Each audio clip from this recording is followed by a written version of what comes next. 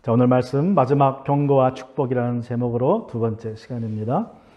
여러분 갈라디아서 6장 13절부터 15절까지 말씀. 마지막 경고 그리고 축복. 지난주에 우리 갈라디아서를 마무리하면서 바울은 마지막으로 이제 유대주의자들이 어떤 사람들이고 또 그들이 왜 할례를 강요하는지에 대해서 살펴보았습니다. 바울은 그들이 육체의 겉모양을 꾸미기 좋아하는 사람들이기 때문에 할례를 강조한다고 12절에서 먼저 말을 합니다. 육체의 겉모양을 꾸미기를 좋아하는 사람들, 유대인들을 말하는 것이죠. 유대인 그리스도인들을 말합니다. 또 바울은 그들이 그리스도의 십자가 때문에 받는 박해를, 핍박을 피하고자 면하고자 할례를 강요한다고 12절 이제 끝에서 이야기하고 있습니다. 마지막으로 그들은 이방인들의 할례를 자랑스럽게 여기기 때문에 강요한다고 말씀합니다. 그래서 이제 13절에 보면 여러분의 육체를 이용하여 자랑하려는 것입니다. 이 겉모양을 꾸미기 좋아한다는 말과 이방인들이 할례 받게 한 것을 자랑한다는 말을 이제 결국 이 두 말은 같은 말이라고 할 수 있죠. 할례를 아주 자랑스럽게 여긴다는 것입니다. 자기가 받은 할례도 자랑스럽고 또 이방인들을 할례 받게 한 것도 자랑스럽게 여기는 것이 바로 이 유대주의자들의 이제 생각이다. 이렇게 이제 그들의 특징이다라고 말하는 것입니다. 여러분, 유대인들이 정말로 하나님을 경외하는 마음으로 율법을 지키고자 하는 마음으로 할례를 강조했다면 그래도 우리가 이해해 줄 만합니다. 그런데 문제는 그들에게는 율법을 지키고자 하는 마음이 별로 있지 않습니다. 13절에 보면 할례를 받는 사람들 스스로도 율법을 지키지 않으면서 율법의 정신은 아무 관심이 없어요. 그냥 율법의 행위에만 관심이 있다는 거예요. 그것이 사실상 큰 문제였습니다. 더더군다나 그들은 할례를 전하지 않고 그리스도의 이제 십자가만 전한다고 유대인 열심당원들에게 이제 박해를 받게 되자 이방인 형제들에게 할례를 강요했던 것입니다. 그래서 갈라디아 교회의 이방인 성도들이 그들에게 속아서 할례 받는 것을 고려하고 있었어요. 아마도 몇 명은 받았을 수도 있겠죠. 대부분의 사람들이 이제 내가 그럼 할례를 받아야 하는 것인가라는 생각을 하고 있었습니다. 이러한 소식을 바울이 접하면서 자기가 목회했던 이 교회, 개척한 교회에서 그러한 일들이 벌어지고 있다는 소식을 듣고 바울에게 이제 떠올랐던 예수님의 말씀이 있었습니다. 그 예수님이 유대교회 종교 지도자들에게 했던 경고가 떠올랐습니다. 그것이 바로 마태복음 23장 15절에서 예수님이 하신 말씀이에요. 율법학자들과 바리새파 사람들이여, 위선자들아, 너희에게 화가 있다. 너희는 개종자 한 사람을 만들려고 바다와 육지를 두루다니다가 하나가 생기면 그를 너희보다 배나도 못된 지옥의 자식으로 만들어버리기 때문이다. 자, 이 말씀이 바울이 갈라디아 교회 소식을 들었을 때에 이제 떠올랐습니다. 그래서 갈라디아서를 아마 쓰기 시작했을 거예요. 자기가 열심히 수고해서 십자가의 은혜로 많은 이방인들을 주님께 데리고 왔는데 유대주의자들이 와서 이제 그것을 아주 나쁘게 파헤쳐 놓는 그러한 일들이 벌어지고 있습니다. 여러분, 그런데 할례를 강조하면 어떤 일이 벌어지게 됩니까? 왜 바울이 자꾸 할례를 경고합니까? 받지 말라고? 할례를 받게 되면 은혜의 시대로 돌아왔는데 그것이 다시 율법 시대로 돌아가는 것입니다. 교회도 성전 중심, 율법 중심, 행위 중심의 신앙으로 이 믿음이, 기독교 믿음이 변질되기 때문에 유대교처럼 되기 때문에, 한마디로 하자면 유대교처럼 그냥 옛날로 돌아가 버리기 때문에 바울이 이제 그것을 경고하는 것입니다.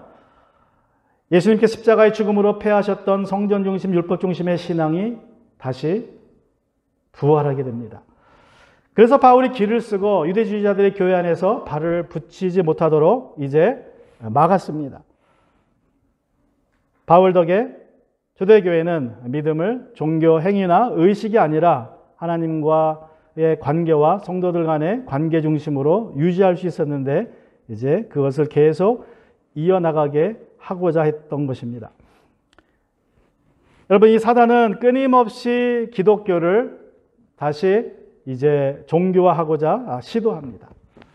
그래서 이 로마 감독인 레위 1세라는 사람이 있습니다. 이분이 451년에 교황이라는 칭호를 사용합니다. 그래서 이분이 교황이라는 우리가 아는 칭호를 사용하면서부터 로마를 중심으로 한 카톨릭 교회가 이제 본격적으로 역사에 등장하기 시작합니다.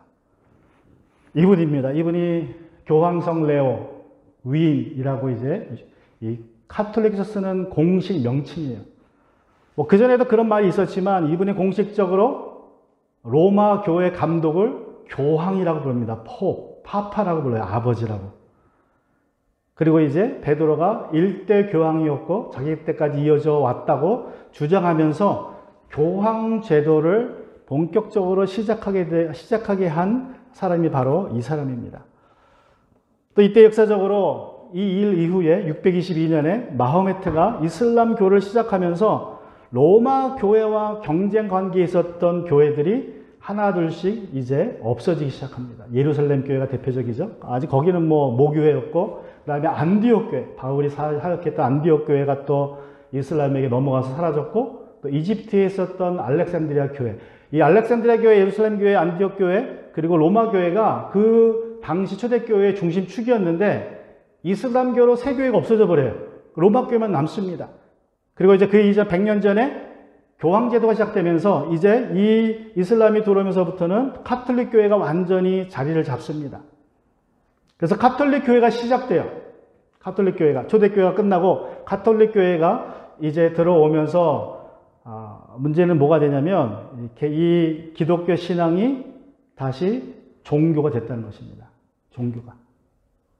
기독교가 물론 학자들이 종교로 분류하지만 그전에는 십자가를 중심으로 하나님과의 관계를 강조했는데 카톨릭이 들어서면서 완전히 종교가 돼버려요. 그래서 카톨릭은 뭘 강조합니까? 카톨릭은 성과 속의 구분을 강조합니다.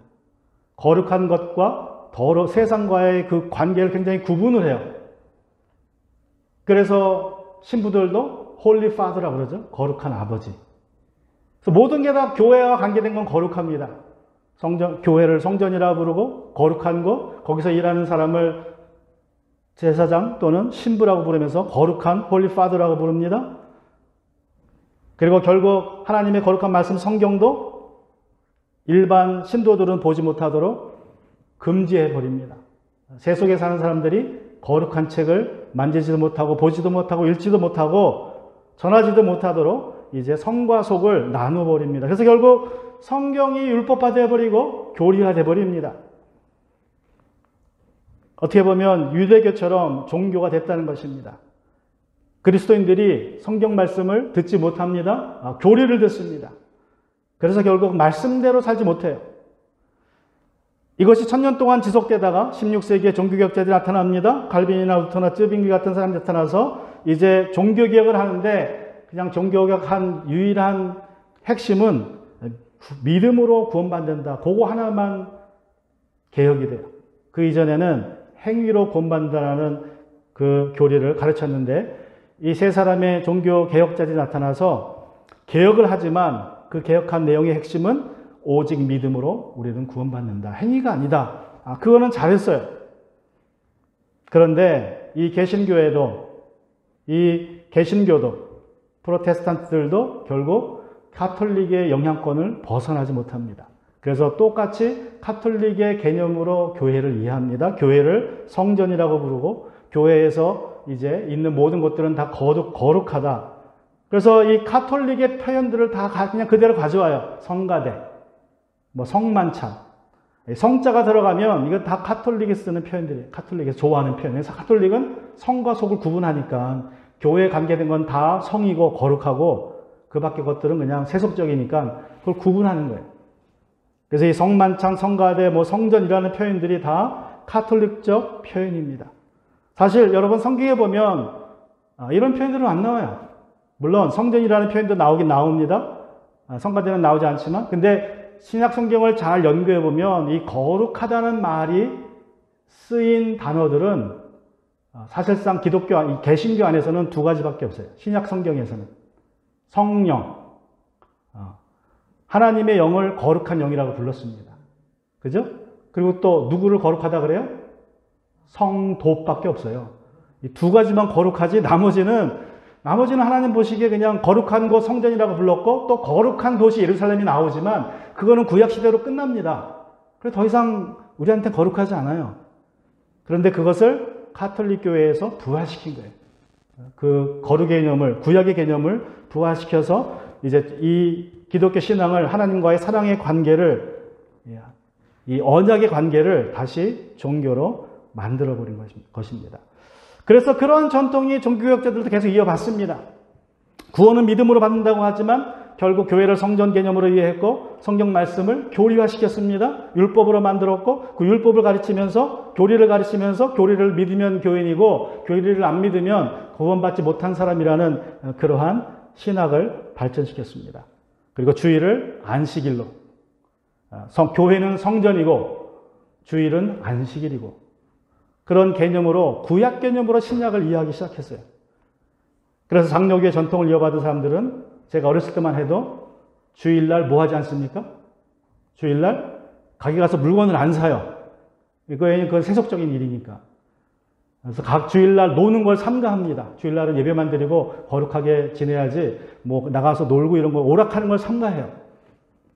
그래서 제가 어렸을 때만 해도 주일날 노는 것을 목사님들이나 굉장히 싫어했어요. 몰래 가서 놀아야 돼.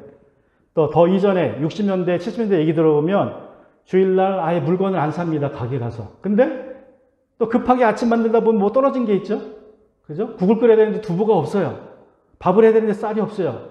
주일날 아침에 그럼 어떻게 해요? 가서 사오지 못하고 돈 쓰면 안 되니까, 더러운 돈을 쓰면 안 되니까 외상으로 가져옵니다.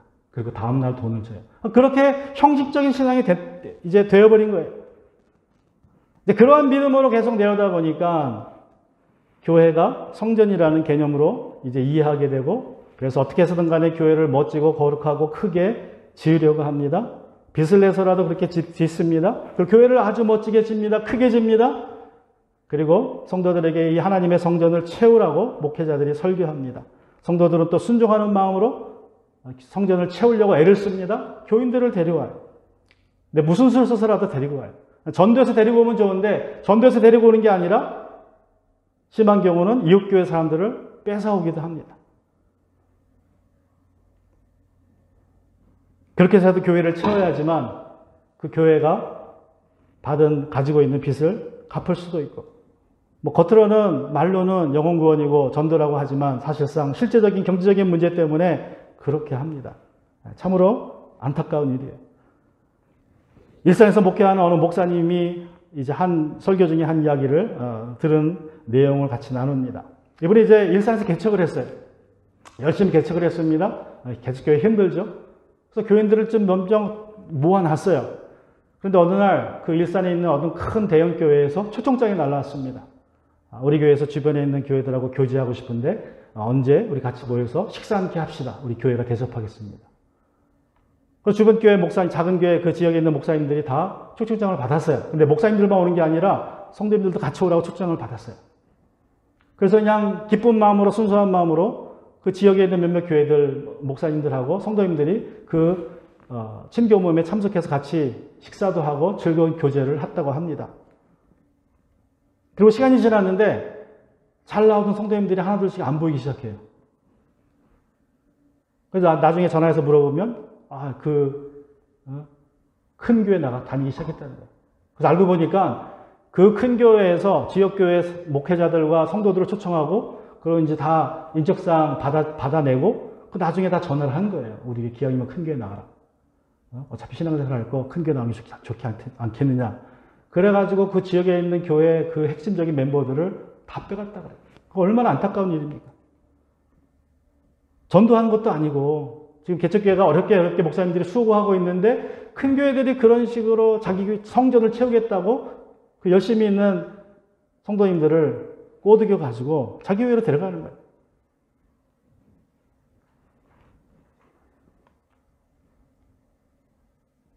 참으로 안타까운 일입니다. 오늘날 적지 않은 그리스도인들이 정말 유대주의자들처럼 겉모양을 꾸미기를 좋아하는 신앙이 되었습니다. 큰 교회에서 유명한 목사님들의 설교 듣는 것이 자랑이 됩니다. 반면에 그리스도의 십자가로 인한 핍박을 피하려고 합니다. 눈치 보고 이것저것 따지느라 종교연합을 주장하는 교단에서 나오지도 못하고 동성애를 주장하는 교단을 떠나지도 못합니다. 여러분, 우리의 자랑이 무엇이 되어야 합니까? 화려한 신앙 경력 생활이나 목회 경력이 자랑이 되어야 합니까? 아니면 예수님 믿고 내가 정말 잘 나가는 것이, 어떤 환난도 없이 사는 것이 자랑이 되어야 합니까? 바울은 이것을 자랑하라고 말합니다. 14절에 가보면, 그런데 내게는 우리 주 예수 그리스도의 십자가 밖에는 자랑할 것이 아무것도 없습니다. 바울은 십자가를 자랑하겠다고 얘기합니다. 십자가 밖에는 자랑할 것이 아무것도 없다고 그는 말합니다. 여러분, 우리는 십자가라는 말을 들으면, 이런 말을 들으면 너무 이제 익숙해져가지고 그런가 보다 해요. 아, 십자가. 그래, 자랑해야지. 마땅히 자랑해야지. 그리스도인으로서 십자가를 마땅히 자랑해야지. 왜냐하면 십자가가 너무 우리에게는 익숙합니다, 이제. 저도 오늘 매주 십자가 목걸이, 넥타이를 하고 나오고. 여러분, 교회 나오면 여기 십자가가 제일 중앙에 있죠. 또 어떤 교회들은 교회 종탑을 멋지게 높게 져가지고 십자가를 올려놓습니다. 특히 한국 교회들, 교회 작더라도 종탑을 아주 높이 올려서 거기에 십자가를 달고 저녁에는 빨갛게 네온사인 켜놓고 또 차에다가도 십자가 달아놓고 또 붙이기도 하고 또 집에 가면 십자가 붙이기도 하고 또 교인들은 집에 그 교회 명패가 있어가지고 그 명패를 붙여놓는데 거기 보면 또 십자가가 있죠. 교회 이름이 있고 십자가 있고. 그래서 우리에게는 십자가가 너무너무 익숙해요. 그냥 당연히 기독교를 상징하는 하나의 표식이 되었습니다. 그래서 십자가라는 말을 들어도 은혜는 됩니다. 아, 진짜 십자가. 하나님의 은혜, 구원의 은혜가 생각이 되는데 그 십자가가 담고 있는 그 의미가 정말 초대교회 교인들이 십자가라는 말을 했을 때와 들었을 때 그 느꼈던 전율은 우리는 못 느껴요. 우리는 그냥 십자가를 기독교의 상징으로만 배워왔고 접해왔기 때문에. 여러분, 그런데 바울과 그 당시 사람들에게 십자가는 정말 우리가 알고 이해하고 느끼는 십자가와는 아주 다른 십자가였습니다. 아주 무시무시한, 은혜로운 십자가가 아니라 정말 무시무시한 십자가였습니다. 쳐다보기도 두렵고 말을 꺼내기도 두려운 그러한 십자가였습니다. 당시 그 십자가가 어떤 느낌을 주는지를 우리가 조금이라도 좀 한번 생각해 보고자 한다면 이 갈라디아서 6장 14절을 이런 식으로 표현하면 됩니다. 그런데 내게는 우리 주 예수 그리스도의 전기의자 아니면 독국물 주사 밖에는 자랑할 것이 아무것도 없습니다. 여러분, 이 말이 은혜가 됩니까? 내가 자랑할 게 전기의자밖에 없습니다. 아니면 한국에서는 죄수를 사형시킬 때 지금도 교수형 한다 그러죠? 내가 자랑할 거는 교수대밖에 없습니다. 그 말이 은혜가 됩니까? 그 말이 자랑이 됩니까? 내가 어떻게 자랑할 게 사형틀밖에 없습니까? 십자가는 사형틀입니다. 사형틀. 바울의 자랑은 십자가였습니다. 이 십자가를 바울이 자랑합니다. 정말 오늘날 우리가 바울의 말을 현대화한다면 말씀드린 대로 우리의 자랑은 전기의자고 우리의 자랑은 독국물 주사입니다라는 말인데 그것이 어떻게 우리의 자랑이 될 수 있습니까? 여러분, 이 십자가가 사형틀로서 당시에는 초대교회 시대에는 기독교회의 상징이 아니었습니다. 상징으로 쓸 수가 없었어요. 너무나 잔인하고 험악하고 사람들에게 혐오감을 주는 상징이었기 때문에 그 당시에는 십자가를 기독교의 상징으로 감히 사용할 수가 없었습니다. 십자가를 집에 걸어놨다고 생각해봐요. 또 사형틀인데. 십자가를 자기 집 대문에다가 그려놨다가 한번 생각해보세요. 그걸 누가 좋아하겠습니까? 그런데 이 십자가가 초대 300년 동안에는 기독교의 상징으로 쓰이지 않다가 이제 4세기 들어서면서 콘스탄틴 황제가 기독교를 공인 종교로 인정하면서 십자가형을 없앱니다. 그리고 이제 십자가, 그 이후로 십자가가 기독교의 상징으로 쓰이기 시작합니다. 그래서 역사를 연구한 분들이 하는 말들이 이것입니다. 기독교의 역사를 연구하다 보면 이 기독교가 십자가를 우리 기독교의 상징으로 쓰기 시작한 것은 뭐 빠르게 잡으면 한 2세기일 거라 그래요. 근데 그때 당시만 해도 어떤 기록이 있냐면 일부 기독교인들이 이마에다가 십자가를 그렸다고 합니다. 이런 식으로 이마에다가 그냥 그렸대요. 지금 카톨릭 하는 식으로, 또는 이제 이 가슴에다가 십자가를 그리는 행위를 했다라는 기록은 있어요. 그런데 그게 어떤 행위를 어떤 때 했냐면 마치 이제 귀신을 쫓기 위해서, 자기가 무서울 때나 이럴 때 귀신을 쫓기 위해서 하나의 부적 같은 행위로 그런 십자가 형상을 이마나 가슴에 그었다는 기록이 2세기에는 나옵니다. 그런데 이걸 공식적으로 뭐 교회나 기독교 가정에서 이 십자가를 그림을 그려놨다, 명패로 썼다, 그런 기록은 나오지 않습니다. 말씀드린 것처럼 이 십자가는 사형 틀이었기 때문에 감히 이것을 기독교의 상징으로 쓸 수 없었습니다. 자, 그러면 무엇이 기독교의 상징이었습니까? 로마 카타콤에서, 여러분 지하 무덤에서 발견된 가장 오래된 예수님의 그림들이 있습니다. 지금 발견된, 역사상에 발견된 그 그림들, 2세기, 3세기 그림에 보면 이런 그림들이에요. 보면 가운데 목자가 양을 어깨에 메고 있는 그림입니다. 이게 이제 로마 감옥의 지하 그 무덤에 있는 그 카타콤에서 발견된 그림입니다. 3세기에 성 캘리스토 카타콤에서 발견된 그림이라 그래요. 3세기쯤에. 또 그리고 이것은 3세기 중반이나 4세기에 그려진 또 다른 그림입니다. 프리실라 카타콤에서 발견된 목자상이에요. 목자상. 또 이것은 2세기쯤에 그려진 것으로 추정이 된 도미틸라 카타콤에서 발견된 목자상입니다. 공통점은 목자가 양을 어깨에 메고 있는 장면이고 양들이 옆에 있는 그림입니다. 자, 이런 그림들이 성경의 어느 책의 어느 장면을 떠올립니까? 누가복음 15장에 잃어버린 양을 찾아서 양을 찾아오는 목자의 모습을 떠올리는 그림이죠. 그래서 여러분 초대교회는요, 그 상징이 목자예요. 목자. 십자가가 아니었습니다. 잃어버린 양을 찾아오는, 어깨에 메고 오는 것이 기독교의 상징이었어요. 그리고 물고기도 가끔 썼고, 십자가는 상징이 될 수 없었습니다. 너무나 무시무시해서, 너무나 험악해서, 너무나 잔인해서. 이 그림은 약 80, 주후 80년에서 길게는 주후 300년 사이에 이제 쓰여진 낙서라 그래요. 로마에서 발견된 낙서입니다. 낙서. 누군가가 그냥 막 대충 그린 거예요. 대충 그렸는데 저쪽에 오른쪽에 있는 게 잘 안 보이니까 저걸 이제 본 떠가지고 이렇게 다시 그린 겁니다. 완전히 낙서죠. 애들이 그린 것처럼 벽에 새겨놓은 거예요. 돌에다가. 보면 십자가 같은 게 있죠. 십자가가 사람이 매달려 있고 머리는 무슨 머리입니까? 사람이 아니라 팔다리는 사람인데 머리는 당나귀입니다. 사람 머리가 아니에요. 저거는 왜 저렇게 썼느냐? 저 밑에 보면 이제 헬라말로 써 있어요. 알렉사노스가 세베테 띠온 해가지고, 세베테라는 말이 경배하다 그런 말이에요. 알렉사노스가 신을 경배한다. 근데 그 신이 뭐다? 당나귀 신인데 십자가에 대한 당나귀 신이다. 저거는 저 알렉산더라는 사람을 아는 어떤 친구가 알렉산더를 조롱하기 위해서 그린 낙서입니다. 기독교를 조롱하는. 십자가를 그려놓고 그 십자가에 달린 예수님을 당나귀로 비하해서 표현해 놓은 것입니다.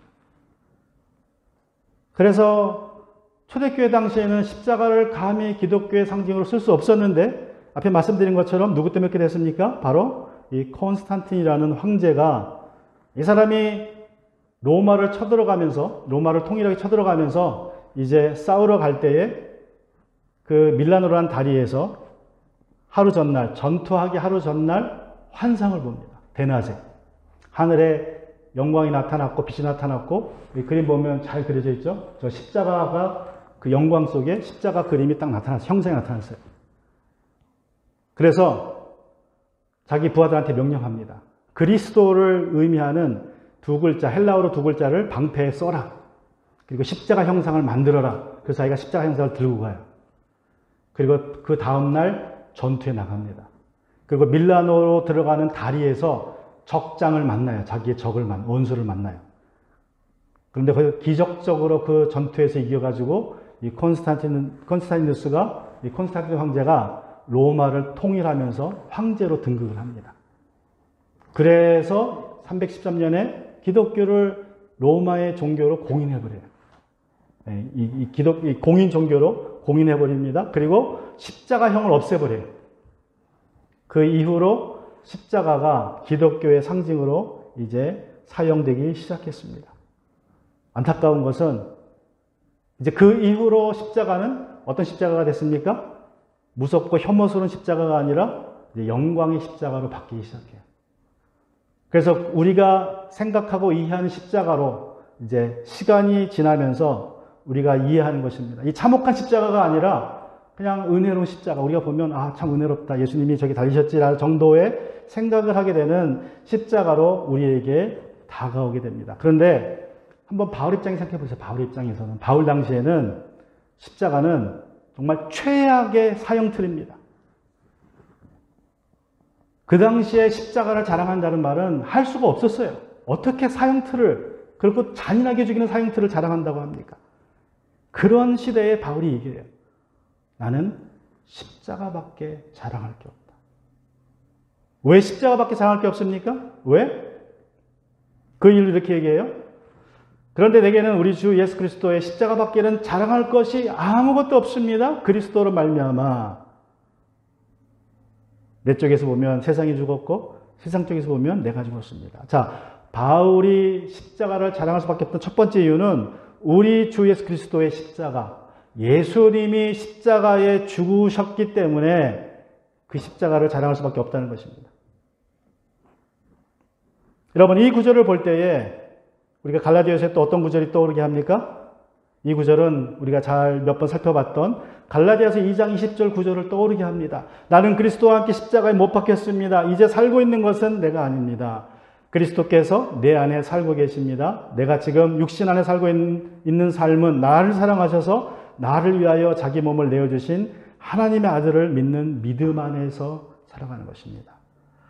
바울이 사형틀인 십자가를 자랑한다고 말한 이유는 첫 번째로 하나님의 독생자 예수 그리스도께서 그 십자가에서 대속의 죽음을 죽으셨기 때문에 사랑한다고 말한 것입니다. 두 번째로 그 십자가, 예수님이 달린 십자가, 그 예수께서 그 예수 안에서 하나님의 사랑을 보았기 때문에 그렇습니다.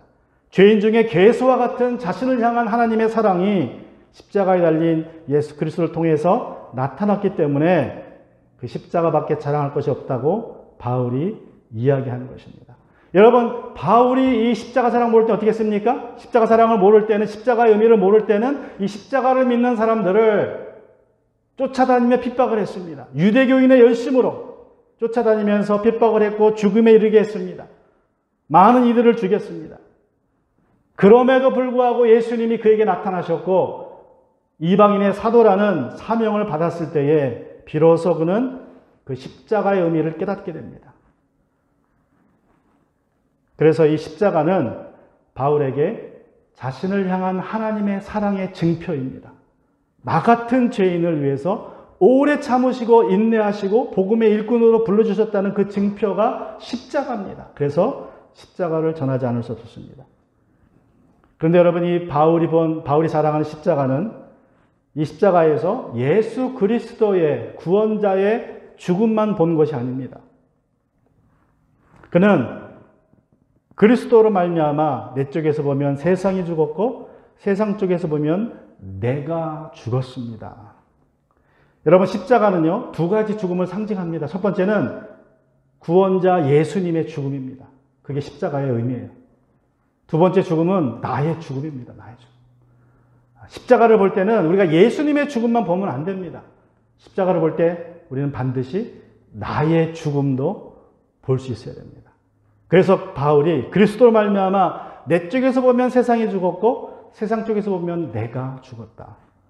서로 죽었다고 얘기하는 거예요. 서로. 왜 죽었다고 얘기합니까? 여러분, 성경에서 죽음은 단절을 상징합니다. 죽었다는 말은 단절이에요. 그냥 모든 관계가 끊어졌다는 말입니다. 십자가에서 내가 죽었다는 말은 세상이 나를 볼 때 내가 죽었고 내가 세상을 볼 때 세상이 죽었다는 말은 세상과 나는 더 이상 관계없다. 아무런 관계없다. 세상에 나에 대한 주권이 없다. 그런 뜻입니다. 세상과 나는 단절되었다. 여러분, 사단이 지배하는 이 세상 어떤 세상입니까? 사단은 죄와 죽음의 권세로 세상을 다스립니다. 근데 그 죄와 죽음은 율법에서 나와요. 그래서 내가 죽었다는 말, 세상이 볼 때 나는 죽었고 내가 세상을 볼 때 세상이 죽었다는 말은 나는 더 이상 율법과 죄와는 아무런 관계가 없다. 그것을 바울이 십자가로 말하는 것입니다. 그래서 예수 그리스도의 십자가는 예수님의 죽음과 나의 죽음을 의미해요. 그런데 그 죽음이 끝이 아닙니다. 중요한 것은 이 기독교의 신앙의 상징인 십자가는 나의 죽음과 예수님의 죽음이 그 끝이 아니에요. 그래서 15절에서 바울이 이렇게 얘기합니다. 할례를 받거나 안 받는 것이 중요한 것이 아니라 새롭게 창조되는 것이 중요합니다. 자, 무엇이 중요합니까? 창조되는 것이, 새롭게 창조되는 것이 중요합니다. 할례를 받았느냐 안 받느냐는 이 행위는 아무 상관이 없어요. 중요하지 않습니다. 이 할례는 율법을 상징하는데 이 세상에서 죄의 권세는 율법을 통해서 나타납니다. 그런데 우리 그리스도인들은 세상에 대해서 죽었습니다. 그러므로 이 죄의 권세가 우리에게 작용할 수 없습니다. 그래서 바울은 할례를 받았느냐 안 받았느냐는 아무 상관이 없고 중요하지 않고 이제 우리 그리스도인들에게 중요한 것은 바로 내가 새롭게 창조되었다는 사실이 중요하다라고 바울이 말하는 것입니다. 여러분, 죽음이 우리 신앙의 목적지가 아닙니다. 자아의 죽음이 신앙의 목적지가 아니에요. 부활이 목적입니다. 영원한 생명이 우리의 신앙생활의 목적입니다. 예수께서 십자가에서 죽으셨고 부활하심으로 영광의 옷을 입으셨던 것처럼 우리도 그리스도 안에서 함께 십자가에서 죽었고 부활합니다. 새 생명을 입습니다. 새 피조물로 부활합니다. 그래서 고린도후서 5장 17절에서 그 누구든지 그리스도 안에 있으면 그는 새로운 피조물입니다. 옛것은 지나갔습니다. 보십시오. 새 것이 되었습니다. 라고 말하는 것입니다. 그래서 중요한 것은 내가 새 피조물로 이제 어떻게 사느냐가 중요해요. 어떻게 사느냐. 어떻게 살아야 합니까? 바울이 6장 15절에서 할례를 받거나 안 받는 것이 중요한 것이 아니라 라는 말을 합니다. 그런데 흥미롭게도 이 비슷한 표현이 5장 6절에도 나와요. 바울이 이렇게 얘기합니다. 그리스도 예수 안에서는 할례를 받거나 안 받는 것이 문제가 되는 것이 아닙니다. 이게 중요한 게 아닙니다. 뭐가 중요하다는 것입니까? 가장 중요한 것은 믿음이 사랑을 통하여 일하는 것입니다. 그런데 그 말을 6장 15절에서는 새롭게 창조되는 것이 중요합니다. 결국 여러분이 새롭게 창조된 목적, 하나님이 우리를 새롭게 창조하신 목적은 뭐예요? 우리의 믿음이 사랑으로 일하게 하는 것입니다. 그것이 새 생명 얻은 사람들의 삶이라는 거예요. 그것이 성령의 인도함 받은 삶의 삶이라는 것입니다. 그리스도 안에서는 육체의 겉모양 할례를 받았느냐 안 받았느냐나 중요하지 않습니다. 내가 목사냐 집사냐 장로냐 직분이 중요하지 않습니다. 내가 얼마나 교회를 시켰는지 몇 명을 교회로 데리고 나왔는지 별로 중요하지 않습니다. 가장 중요한 것은 내가 그렇게 한 행위의 이유가 믿음이 사랑을 통하여 일하게 한 결과이냐가 중요한 거예요. 그게 중요한 것입니다. 미국에서 그 LA 쪽에 아주 큰 교육 사역을 했던 어느 장로님의 이야기입니다. 이분은 우리 이민자로서는 아주 성공을 하셨대요. 특별히 교육 사업으로. 그래서 이름을 대면 그 지역에서는 이민 사회에서는 알만한 사람은 다 아는 장로님이라고 합니다. 아주 열심으로 신앙생활을 하셨고 많은 사람들을 도와주셨고 선한 일을 많이 하셨어요. 이분이 바쁘게 사셨습니다. 사업도 하고 신앙생활도 열심히 바쁘게 하셨는데 어느 날 이제 의사를 만나 건강검진을 받았는데 의사가 말합니다. 장로님, 살 날이 몇 개월 남지 않았습니다. 그래서 바로 그날로 병원에 입원을 했어요. 그러니까 충격을 받은 거예요, 장로님. 그 소식을 들은 성도님들이 찾아가서 신방을 하고 예배를 드립니다. 그 병실에서. 근데 이 장로님이 성도들이 찾아와서 예배를 드리려고 하는데 눈도 안 뜨더래요. 인사도 안 하고. 그냥 가만히 있더래요. 어쨌든 왔으니까 예배 드려주고 갔습니다. 말씀을 전해도 아멘을 안 해요. 찬양을 부르도 같이 부르지 않습니다. 뭐 처음에는 뭐 아파서 그런가 보다 그럴 수 있겠죠.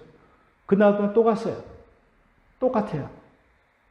찾아갔는데 아는 척도 안 하고 인사도 안 하고 예배를 드려도 아멘도 안 하고 그냥 가만히 누워서 눈만 감고 있답니다. 그렇게 며칠이 지났습니다. 그 교회 담임하고 있던 젊은 목사님이 너무나 마음이 답답한 거예요. 장로님 왜 저러시지? 왜 예배 드리러 왔는데 아멘도 안 하고 눈도 안 뜨고 찬양도 안 부르고 아무 반응이 없지? 며칠을 그러니까 이분이 당황이 된 거예요. 장로님이 열심히 사셨는데 신앙생활 열심히 하셨는데 왜 반응이 없나? 왜 불신자처럼 반응이 없나? 예배 드리러 왔다는데 왜 즐거워하지 않나? 그래서 이분이 작정을 하고 혼자 찾아갔대요. 장로님, 예수님 믿으시죠? 장로님 천국 가는 거는 장로님의 그 선행과 열심으로 가는 게 아니라 예수님의 십자가의 공로로 가는 거 믿으시죠? 대답이 없더래요. 눈도 안 뜨고 똑같이. 아무리 얘기해도 그냥 벽에 얘기하는 것처럼 대답이 없어서 또 첫날 와서 그렇게 얘기하다가 갔어요. 목사님이. 너무 답답해서 그 다음날 또 갔습니다. 작정을 하고 물었대요. 장로님이 천국 가시는 거는 장로님의 공로가 아니라 예수님의 공로로 가시는 거 믿죠? 대답을 안 하더래요. 몇 번을 물었대요. 계속 물었대요. 너무 안타까우니까.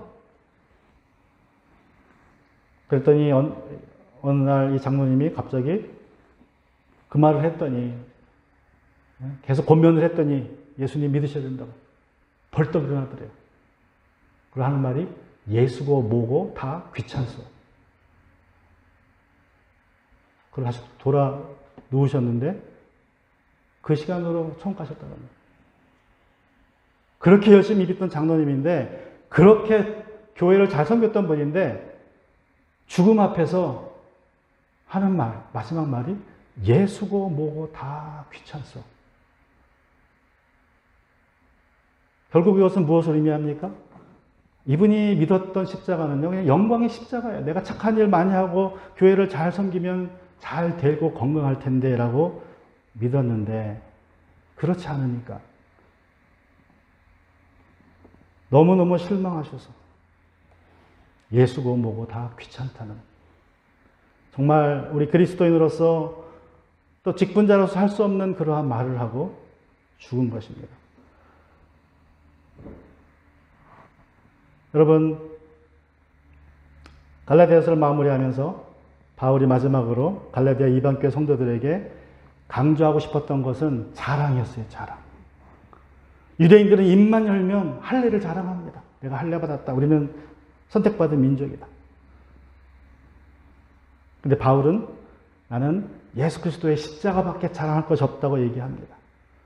그에게는 십자가가 유일한 자랑거리였습니다. 우리 그리스도인들에게 유일한 자랑거리가 십자가라는 것을 바울이 말하고 있습니다.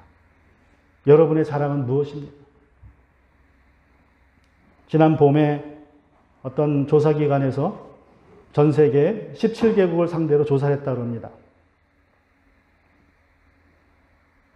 전 세계에서 제일 잘 사는 나라, 지금 한 200 수십 개 나라가 있죠.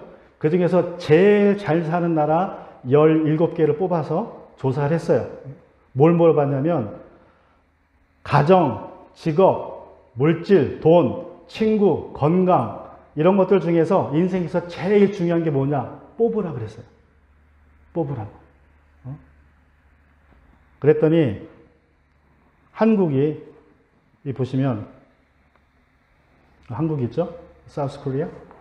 한국은 첫 번째로 중요한 게 뭐냐? material well-being. 돈이 제일 중요하다. 유일하게 세계에서 제일 잘 사는 17개국 나라 중에서 유일하게 돈이 인생에서 제일 중요하다고 말한 나라가 한국이라고 합니다. 한국. 그 위에 보면 미국도 있죠? 대부분의 나라들이 뭘 얘기해요? 가족이에요, 가족. 가족이 제일 중요하다. 근데 미국은 특이하게 저 뒤에 가면 믿음이 나옵니다. 믿음. 다섯 번째로 미국 사람들은 믿음이 중요하다라고 했는데 그 믿음이 중요하다고 한 나라는 아무도 없어요. 아무 나라도 없어요. 여러분, 기독교, 전 세계 기독교에서 기독교 교세로 가장 센 나라 중에 하나가 미국이고 두 번째가 한국이죠. 그럼 한국도 나와야 되잖아요? 근데 한국은 없어요. 한국이 1000만 명이 기독교인이라 그래요. 1000만 명이. 물론 숫자로 25%가 기독교인이라고 하면 저 설문조사지를 받은 사람들 중에 25%도 기독교인이어야 되지 않습니까? 그러면 뭐 믿음이 미국처럼 5번째라도 나와야 되는 게 정상이라고 생각을 하는데 아쉽게도 믿음이 나오지 않습니다.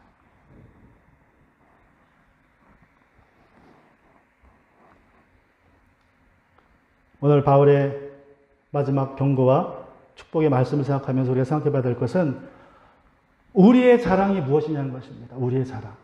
우리가 이 21세기를 살면서 지금 이 시간 오늘 저와 여러분의 자랑이 무엇입니까?